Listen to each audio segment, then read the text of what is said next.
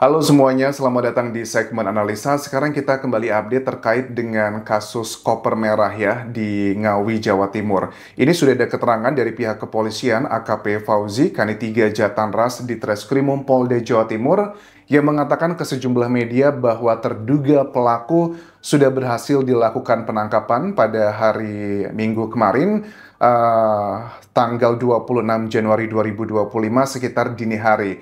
Proses penangkapannya cukup dramatis, sempat terjadi kejar-mengejar karena pelaku ini mengendarai mobil yang cukup mewah dan akibat dari koordinasi tim gabungan yang sangat baik antara di Treskrimum Polda Jawa Timur, Resmo Polres Tulungagung dan juga Resmo Polres Ngawi, akhirnya pelaku inisial A ini berhasil ditangkap dan kemudian dibawa langsung ke Mapolda Jawa Timur. Video dan juga foto-foto dari terduga pelaku sudah beredar di masyarakat dan sepertinya banyak yang mengenali sosok ini. Dari sejumlah media dan juga sosial media, menduganya ini adalah namanya Rohmat Trihartanto alias RTH, kelahiran tahun 92. Lantas, apa yang ngebuat dia sampai bisa sebegitu teganya kepada Uswatun Hasanah yang merupakan orang dicintai? Dia sih ngakunya, menurut pihak kepolisian, sudah menikah dengan korban secara siri. Tetapi kita belum bisa memastikan apakah betul itu pernikahannya secara siri ataukah hanya masih kekasih aja. Apapun statusnya, tapi kan tetap ya, itu artinya adalah ada hubungan dekat di situ yang biasanya didasari karena rasa kasih sayang. Apa yang membuat dia sampai sebegitu teganya membuat Uswatun Hasanah dibagi-bagi dalam seperti itu. Walaupun korban sudah dimakamkan, tetapi kan masih ada beberapa bagian yang masih ada nih ya, kayak bagian bawah, kaki, dan juga kepala. Makanya pada saat dibawa ke Mapolda Jatim, terduga pelaku ini langsung di cross-check dan juga diinterogasi, kamu buangnya kemana aja? Ternyata setelah dicek, betul itu ada beberapa bagian yang ditemukan di beberapa daerah, wilayah. Pertama adalah bagian atas kepala, itu ditemukan di area Trenggalek. Sementara kedua kaki itu ada di Ponorogo. Nah, juga untuk eksekusinya itu di mana gitu. Ternyata ini dihabisinya adalah di sebuah hotel di Kediri, teman-teman. Tega banget ya. Kita pengen tahu sebenarnya motifnya apa, kemudian juga apa yang ngebuat dia sampai sebegitu, pasti karena ada hal yang ngebuat dia marah. Tapi kita coba lihat dulu adalah sosok profilnya ini siapa sebenarnya. Beberapa media massa dan juga sosial media menduganya bahwa namanya Rohmat Trihartanto, aslinya katanya Tulung Agung. Profesi dia adalah sebagai penjual mobil bodong, dugaannya ke arah sana, dan juga merupakan, katanya ini adalah ketua perguruan silat di Tulung Agung. Tidak bermaksud menjudgment, menurut aku tidak bisa kita lihat dari mentang-mentang gabung di perguruan silat, lantas melakukan hal seperti ini. Enggak, tetapi ini bisa menjadi background, oh ternyata dia punya kemampuan juga untuk melakukan hal seperti itu. Hubungannya dengan korban menurut media di sini adalah suami siri, motifnya karena sakit hati dan dilakukan dengan sebuah alat tajam. Pasti banget itu karena kan bisa sebegitu mulusnya dan sebagainya. Tetapi ada beberapa keterangan dari sejumlah pakar forensik ya. Karena kan melakukan identifikasi buat Uswatun Hasanah tidak terlalu sulit. Hanya dalam waktu jam ya, pihak keluarga bisa memastikan bahwa itu adalah anggota keluarganya. Kemudian dikonfirmasi dengan DNA. Karena kayak sidik jari, terus juga yang lain-lainnya, ternyata masih bisa dilakukan pengecekan. Karena kalau orang yang sudah profesional untuk menghilangkan jejak seperti itu, dia tahu bagian mana yang krusial-krusial tersebut. Langkah berikutnya adalah pasti akan mencoba untuk escape dia si pelaku ini dari yang pasalnya terkait dengan berencana. Pasti akan coba dibuatnya spontanitas.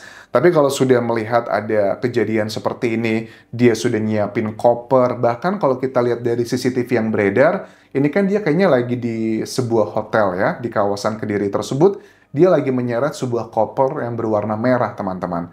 Logikanya adalah kalau memang ini spontanitas, bagaimana mungkin dia sudah siap-siap pisau, dia sudah siap-siap koper yang berwarna merah, bahkan dia membagi-bagi, menyebarkannya ke beberapa wilayah. Kalau penemuannya kemarin itu kan itu adanya di kawasan mana tuh pertemuan di kawasan Dadapan, Kendal, Ngawi, Jawa Timur yang ditemukan di sebuah selokan ya, ditemukan oleh warga pada saat akan membuang sampah atau melewati area tersebut. Sementara bagian-bagian lainnya ya ada di Trenggalek, Ponorogo, bahkan lokasi kejadiannya adalah di Kediri. Yang aku juga kemarin masih ingat keterangan dari keluarga korban, Nur Kholim, ayah dari korban, mengatakan bahwa waktu terakhir kali ketemu dengan putrinya itu kan 5 hari sebelum kejadian, dan dia bilang waktu itu lagi baik-baik aja kok hubungannya dengan suami sirinya, nggak ada masalah.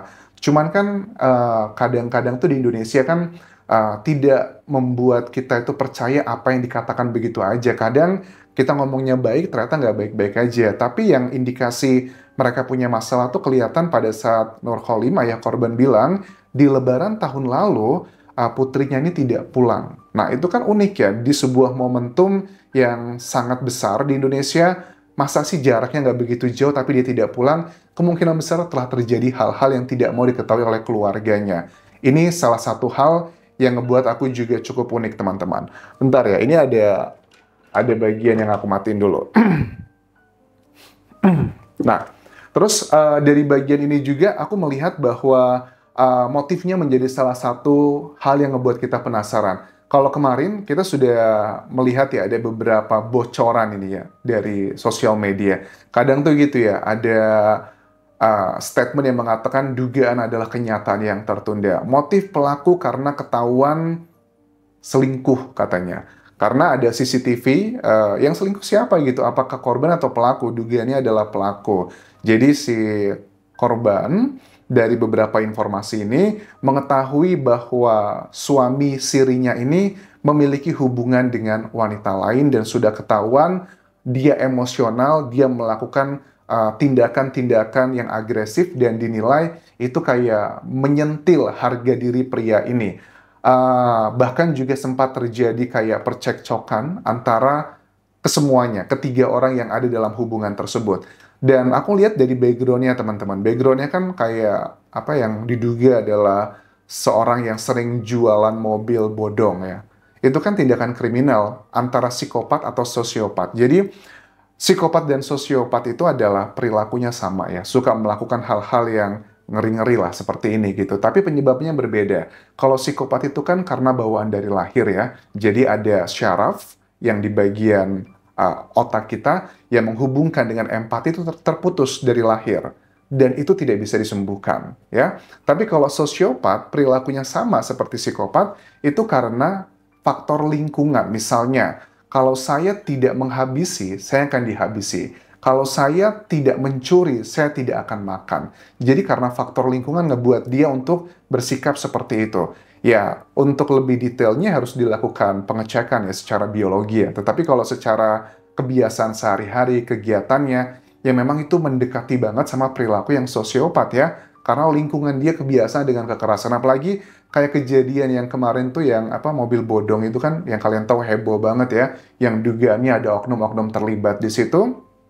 Itu kan juga sama. Kalau kita jadi penadah gitu, kita mau jual mobilnya masalah, kan kadang itu tidak bisa kita selesaikan hanya dengan kata-kata, tapi juga harus menggunakan hal-hal yang bisa menjurus ke bagian yang kriminal, teman-teman. Tapi terlepas dari apapun itu, motifnya aku rasa kita nggak boleh percaya 100% begitu aja dari si pelaku ini, karena aku yakin dugaannya namanya adalah Rohmatri Hartanto ini akan menyampaikan hal-hal yang mungkin ada bagian kebenarannya, tetapi ada bagian-bagian yang dia mau sampaikan untuk meringankan hukumannya. Karena tipikal orang seperti ini tuh cukup manipulatif ya, dan sangat meyakinkan. Karena korban itu sudah meninggal dunia, dia tidak bisa melakukan pembelaan. Hal baik yang aku lihat di sini dari pihak keluarga mengatakan bahwa dia sudah punya 2 buah hati dan dia termasuk yang sangat sering ngebantu ekonomi bukan cuma pihak keluarga tapi juga untuk kedua buah hatinya.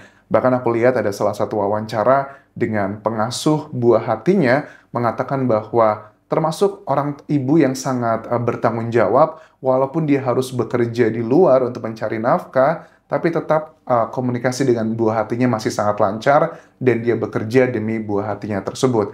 Pekerjaannya ya macam-macam ya teman-teman, aku lihat di sini. Ini menunjukkan bahwa mendiang adalah orang yang pekerja keras, kayak pekerja dia jualan sales kosmetik, kemudian juga dengan pemandu lagu, dan juga dengan hal-hal lainnya. Karena pekerjaan-pekerjaan seperti itu kan membutuhkan fisik dan juga kehadiran dan harus kemana-mana. Jadi ya apapun alasannya, background dari korban dan juga dari pelaku yang bilang A, B, C, dan D nanti, kita jangan percaya begitu aja 100%. Kita harapkan ada keadilan untuk uswatun hasanah yang aku yakin banget ini adalah sudah berencana. Kalau antara berencana sama spontanitas, itu hukumannya bisa signifikan berbeda. Kalau yang spontanitas kan maksimal cuma 15 tahun penjara. Tapi kalau yang terbukti berencana, ada jeda merencanakannya, hukumannya bisa maksimal sampai hukuman seumur hidup atau mati, teman-teman. Menurut kalian, apakah ini sudah direncanakan ataukah sifatnya spontanitas, dan apakah motifnya hanya karena pure tentang kemarahan, sakit hati karena dirinya itu ditegur, atau ditegur dalam tanda kutip ya, dengan cara yang cukup ekstrim oleh uswatun hasanah ini. Terima kasih sudah menonton, sampai ketemu lagi di video berikutnya. Kita akan terus update bagaimana keterangan selanjutnya dari pihak kepolisian. Tinggalkan like dan juga komen, subscribe channel YouTube ini, follow Instagram, Facebook pageku, dan juga akun TikTok di Anjasa Sumara. Sampai jumpa.